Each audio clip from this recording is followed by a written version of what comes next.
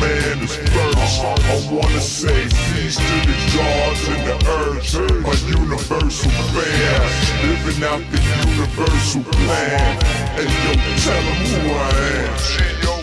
Is online that like to start off with a whole lot of personal agenda before they get to the point.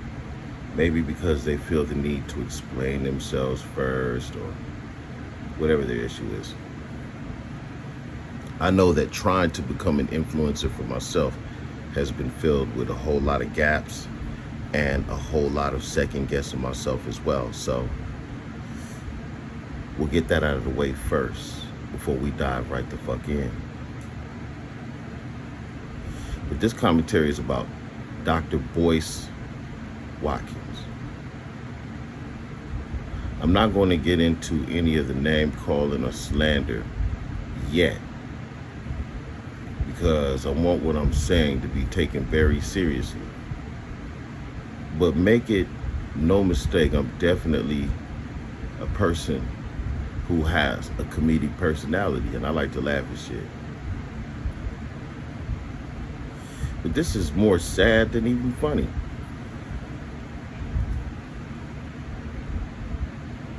I noticed that the black community, or the so-called black community, has so many complex issues that one couldn't be tackled in 1 or even 10 segments. But as far as my initial statements on a man who has touted himself as having a PhD in economics and having seminars and a whole bunch of other events in which he could display his economic genius and possibly trickle down some of that knowledge to some of us less fortunate in the mental department. But the more I began to watch this man's show, the more I began to realize he was running a bullshit campaign. He was nothing more than an influencer hustler. Somebody who touted fake knowledge in order to gain fans and views to make money off of Google or YouTube, whichever platform you'd like to use, right? They're both one and the same. And we'd all like to make money as influencers on YouTube. Who wouldn't? Who wouldn't like to get paid for their opinion?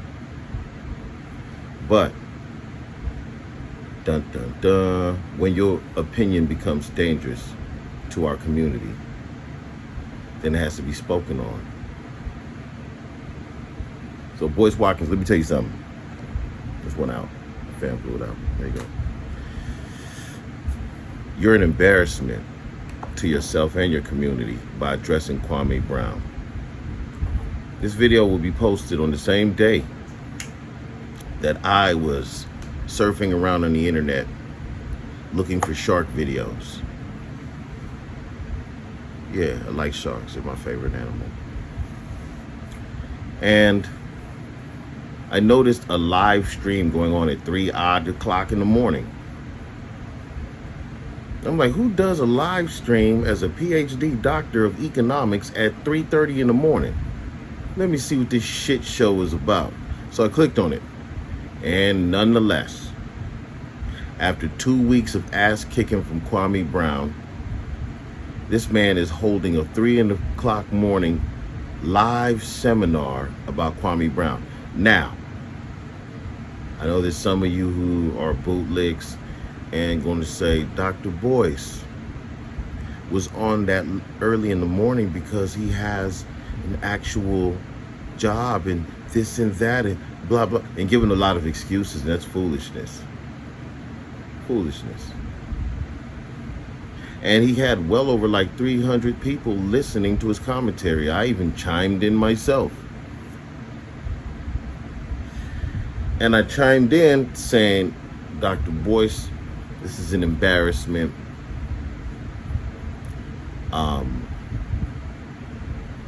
Why would you, jar back and forth with another man like this based on his commentary about you, you know. Leaders lead by example, you know what I'm saying? So, you know, that's what you should exemplify, basically. Not in so many words, but. And I got to thinking, I got to say something about this, you know. And I got to be the first one to say something about this, because this is important to me. This is an important subject. First of all, education, in my opinion, is the biggest form of national flattery.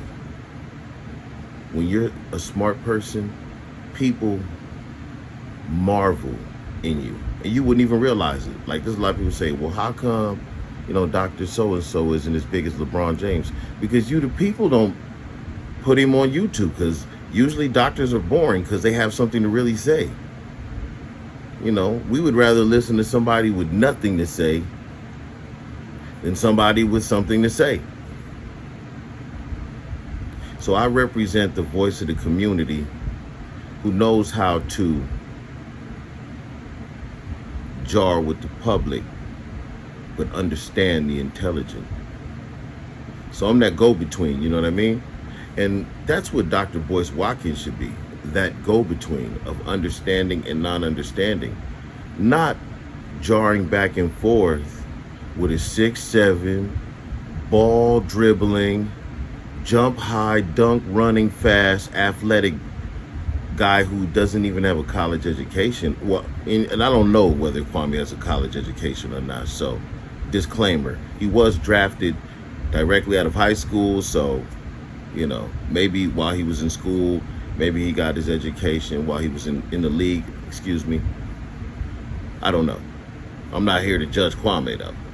You know, Kwame said what he felt was on his heart, and that was up to us to listen or not, or that was up to us to even care. But we, the people, we elevated him, right? And one of the people that is a pillar of our community was asked some questions, and he chose to answer them vainly. It wasn't that he even dissed Kwame, but he answered them vainly. And I think in society, we're always looking for that hero to speak up for the little people. And that makes sense. And so that was Dr. Boyce's opportunity right there to show compassion for a young man who obviously was in pain in some scenario. You know, that man was in the league for, 14 years, and he was utterly disrespected. And so therefore, that's his platform. His platform is, why are y'all still bringing me up after all these years? So y'all can't take this ass kicking for a few months verbally when y'all gave that to me for 15 years? That was all he was saying. And you being a PhD in economics knows how negative speech can affect one's wallet. That's the reason why you're online at 3 a.m. Because obviously what Kwame said has people unsubscribing to you, and you're losing money by the day. Now that's common sense. You don't need a mathematician to figure that out. No pun intended, Mr. Economic Man. Maybe instead of studying all these white man's books, like you so-called say, maybe you could learn a little common sense and compassion. That's all most people ask for, especially from our elite and our celebrities. Peace.